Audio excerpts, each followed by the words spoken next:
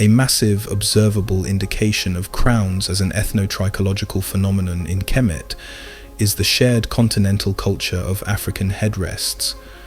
Across the cultures in Africa that adopt complicated trichological styles, the shared utility and unique design of African headrests become a necessity as a means to preserve these complicated styles, since the shaping, braiding and locking process exercised across Africa's many cultures that adopt hierarchical ethno-trichology is typically known to take several hours.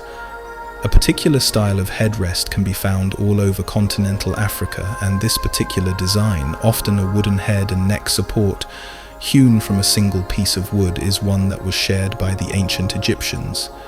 Head and neck rests can be found among the Oromo, gurage, Jimma, Somali, Swahili, Shona, Luba, mfinu, chokwe, kagaru, songye, yaka, dinka, turkana, luana and pokot, to name but a few ethnicities that practice this African tradition. It is stated by egyptmuseum.com.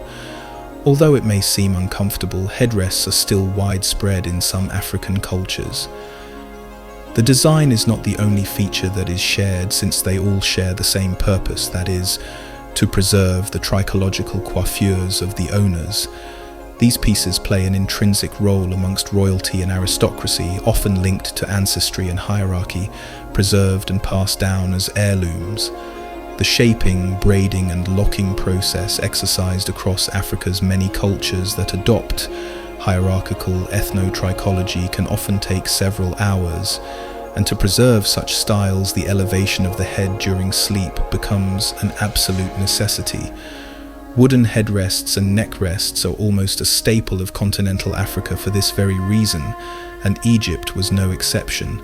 This now provides ample context as to why King Tutankhamun was buried with a vast amount of headrests.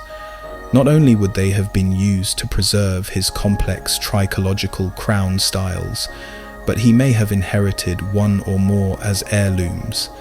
King Tutankhamun's wooden and ivory headrests pictured here were most likely utilized when his hair was in a complex style like that of the kepresh. Logically speaking, as the king, if the crowns were not a trichological phenomenon, he would have no reason to have one, let alone a dozen headrests. Jan Summers even discloses details of a miniature headrest placed beneath the head of the mummy of Tutankhamun, likely used to keep his crown propped up within his golden mask. Although headrests are also adopted in the Far East and in Polynesia, cultures that also practice forms of ethno-trichology in the vicinity of the Nile Valley and the Mediterranean, Europe and the Near East, this culture is exclusively found amongst continental African ethnicities.